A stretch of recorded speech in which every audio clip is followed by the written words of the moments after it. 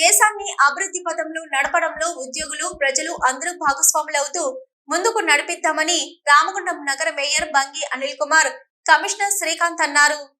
స్వాతంత్ర దినోత్సవ వేడుకల్లో భాగంగా గురువారం రామగుండం నగర పాలక సంస్థ కార్యాలయంలో జాతీయ పతాకాన్ని ఆవిష్కరించారు. ఈ సందర్భంగా వారు మాట్లాడుతూ గత 2 దశాబ్దాల కాలంలో రామగుండం నగరంలో జరిగిన అభివృద్ధితో పోలిస్తే ఈ 4 ఏళ్ల కాలంలో రెట్టింపు అభివృద్ధి చేశామని అన్నారు.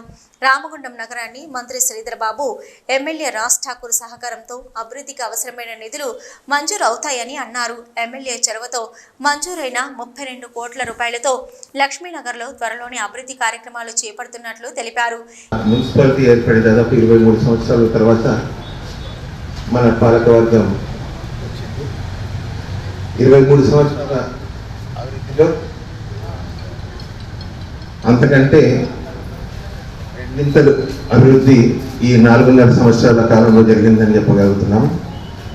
దీనికి సహకరించిన కార్పొరేటర్లు, కోఆప్షన్ మెంబర్లు, ఎమ్మెల్యే గారు, అలాగే మన మంత్రివర్యులు దుద్దిల్లి శ్రీనివాసరావు గారి ఆధ్వర్యంలో మనకు చాలా నిధులు కూడా కేటాయించడం జరిగింది. కాబట్టి మన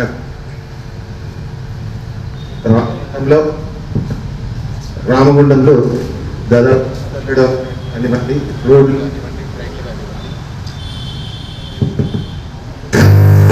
వేగంగా జరుగుతున్నాయి. అలాగే మన ఎమ్మెల్యే గారు మక్కాన్ సింగ్ రాజ్ ఠాకూర్ గారి ఆధ్వర్యంలో లక్ష్మీనగర్ కూడా దాదాపు 32 కోట్ల రూపాయలతోని త్వరలోనే ఒక 4-5 రోజుల్లోనే ప్రారంభం. స్వాతంత్ర దినోత్సవ శుభాకాంక్షలు. మరి ఎంతోమంది త్యాగాల ఫలితం మరి మనకు స్వాతంత్రం వచ్చింది. మరి వచ్చిన తర్వాత దేశాన్ని అభివృద్ధి పదంలో నడుపుకోవడానికి ప్రతి ఒక్కరు కూడా తమ వంతుగా ఈ ఇన్ని సంవత్సరాలుగా వాళ్ళ వంతుగా పాత్ర వహిస్తూ వస్తున్నారు.